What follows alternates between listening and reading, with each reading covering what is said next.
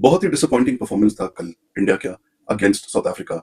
And अब मैं बोलूंगा कि यार टीम्स ने इंडिया का वीकनेस को जांच लिया है and they are using it to their advantage. हमने पाकिस्तान के खिलाफ भी देखा, सलमान अली आगा आ गए थे पहले ओवर में और किस तरीके से वो अभिषेक का विकेट लेकर गए। And similarly we saw against Namibia and USA.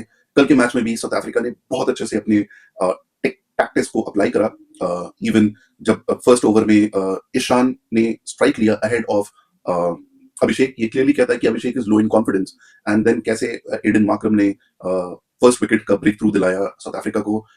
And then even Keshav Maharaj ने बहुत अच्छा गेंदबाजी करा। सो जैसा कि मैंने पहले भी बोला था कि इंडिया मिडिल ओवर्स में स्पिन में फंस रही है, वो हमें कल के मैच में दिखा, क्योंकि कल का मैच जो था it was a litmus test for India. और इंडिया ने पूरे तौर पे घुटने टेके हैं साउथ अफ्रीका के खिलाफ। कंसिडरिंग द फैक्ट कि पहले 4 ओवर में 20 रन पे 3 विकेटें हम गिरा चुके थे, तो ऑलमोस्ट हमने साउथ अफ्रीका को गर्दन से पकड़ लिया था। तभी मिलर और ब्रेविस क्रीज में आते हैं और सारा का सारा मैच वहां से वो अच्छे से एनालाइज करते हैं और मैच को वहां से चलाना शुरू करते हैं। And south Africa ends up putting up 187 for 7 at the end of 20 overs with the help of Stubbs as well, not to forget. So it was a great batting performance by these 3 players from South Africa.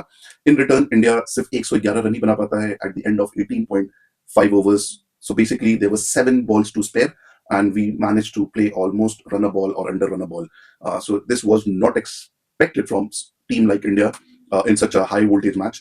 और जो margin of loss है वो बहुत ज्यादा था. Because of that, India का net run rate अब effect हो गया है। So India is currently eight -3.8 net run rate. तो अब सारी चीजें बॉइल डाउन हो जाती है कि अगर जिम्बाब्वे और वेस्ट इंडीज में से कोई एक अगर साउथ अफ्रीका को अपने मैचेस में हरा देता है, then everything will boil down to net run rate. और अब कंसिडरिंग द फैक्ट कि इंडिया का नेक्स्ट मैच जिम्बाब्वे के साथ चेन्नई में है और वेस्ट इंडीज के साथ ईडन गार्डन्स में है, कोलकाता में है। And they both have good spinning option. Zimbabwe has Sikandar Raza and West Indies has Roston Chase. So basically, ये दोनों के दोनों can be the first ball bowlers for both the teams. We will see कि क्या रहता है. But overall, अब India को अपना टेक्निक थोड़ा चेंज करना पड़ेगा because they are very heavy in left hand batting. So basically, they should draft in Sanju. Shreyas तो खैर है ही नहीं, so let's not talk about Shreyas.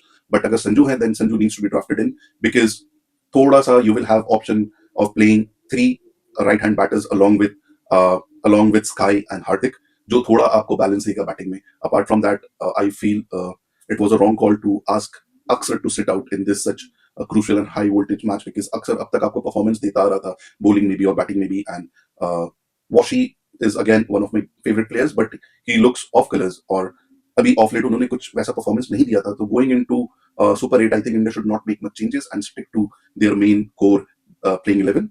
So do like, share and subscribe to my channel, and thank you so much for watching.